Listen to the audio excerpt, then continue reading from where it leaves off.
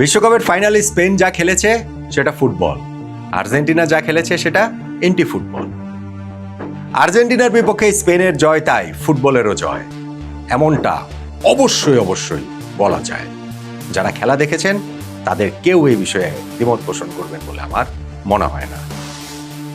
Spain যোগ্য দল হিসেবে, শ্রেয়তর দল হিসেবে, টুর্নামেন্টের সেরা দল হিসেবে এই বিশ্বকাপে নিজেদের দ্বিতীয় শিরোপাটা জিতে নিল এবং স্পেনের ফুটবল সাম্রাজ্যের আবার যে পুনরুত্থান হলো সেইখানটাতে সমর্থকরা আশাবাদী হতে পারেন যে এটা আর অনেক দিন কন্টিনিউ করবে। প্রতিপক্ষের জন্য, প্রতিপক্ষ পরাশক্তি দলগুলো বিশ্ব ফুটবলে, তাদের জন্য যেটা ভয়ের ব্যাপার। স্পেনের পথ চলাটা কেবলই কি শুরু হলো মাত্র। দেখো, নট আউট মানে আমরা ফেভারিট র্যাঙ্কিং করি, আমার খুবই পছন্দের বিষয়। আপনাদের সঙ্গে তর্ক হয়, বিতর্ক হয়, আড্ডা হয়, মতের মিল অমিল অনেক কিছুই তো সেই জায়গাটাতে থাকে। স্পেনকে আমি বরাবরই সেখানে 2 নম্বরে রেখেছিলাম, 1 নম্বরে ফ্রান্সকে রেখেছিলাম। ফ্রান্সকে সেমিফাইনালে স্পেন হারিয়ে দিয়েছিল এবং আমি আগেই এই ফেভারিট র্যাঙ্কিংটা যখন এই পাথওয়েটা তৈরি করি, এই 2টা দল সেমিফাইনালে মুখোমুখি হবে, তখন আমি বলেছি যে এই 2টা দলের একটা দল সার্টেনলি সেমিফাইনালে বাদ করবে, কিন্তু আমি 1-2 নম্বরে তাদেরকেই রাখছি, কেননা এই সেট থেকে যেই দলটা ফাইনালে যাবে শিরোপা জয়ের জন্য তারাই ফেভারিট। একটা দল যাবে কিন্তু তারপরেও 1-2টাই 2টা।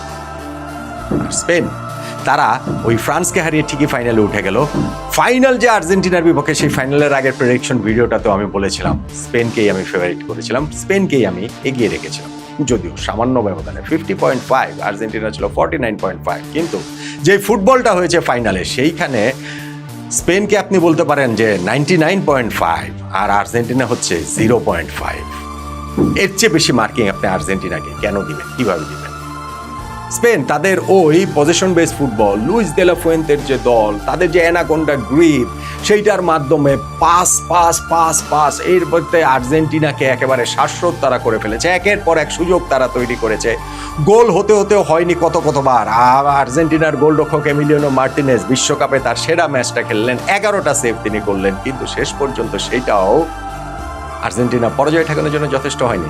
শেষ পর্যন্ত সেটাও স্পেনের বিজয় ঠেকানোর জন্য যথেষ্ট হয়নি। স্পেনের এই ভিক্টরিটা তাদের ফুটবল দর্শন, এই ফাইনালের কথা যদি বলেন, তাদের ফুটবল পেশেন্সেরও একটা রিওয়ার্ড নিঃসন্দেহে।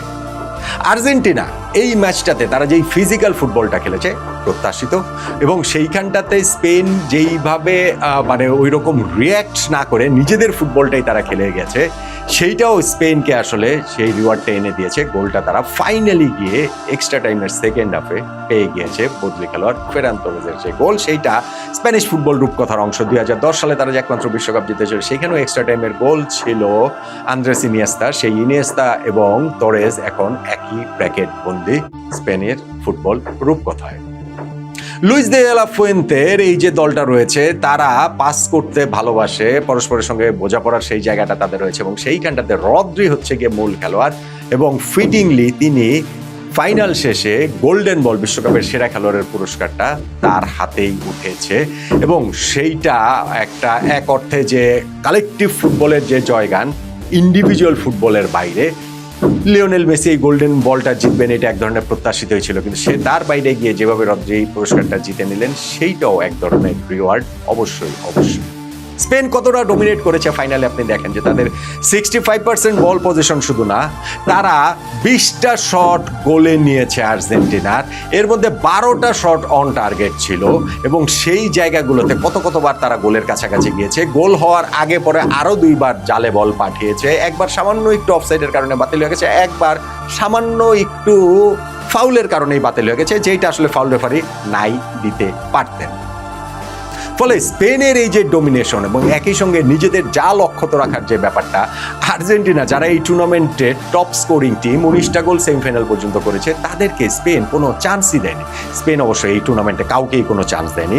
সেমিফাইনাল পর্যন্ত তারা কেবলমাত্র একটা গোল কনসিড করেছিল 7 ম্যাচের মধ্যে বেলজিয়ামের বিপক্ষে, এবং ফাইনালে তো আর্জেন্টিনা সেই গোল করবে কি, স্পেন তাদেরকে সামান্যতম সুযোগও দেয়নি। 90 মিনিটের ম্যাচটাতে আর্জেন্টিনা একটা শটও স্পেনের গোলে নিতে পারেনি। বিশ্বকাপের এই আগের 22টা ফাইনালের ইতিহাসে এরকম কোনো ঘটনা আসলে নাই। এটা একটা ফুটবল ম্যাচ, এটা করতে পারাটাও কঠিন, পাড়ার ফুটবলেও এটা করতে পারা কঠিন যে 90 মিনিট খেলা হবে, সেখানে প্রতিপক্ষের ওইখানটাতে একটা শটও আর কি গোলে না নেওয়া হয়। স্পেন তাদের ওই দুর্দান্ত ডিফেন্সিভ যে অর্গানাইজেশন, তাতে করে লিওনেল মেসি সহ পুরো আর্জেন্টিনার দলকে একেবারেই বোতলবন্দি তারা করে রেখেছিল।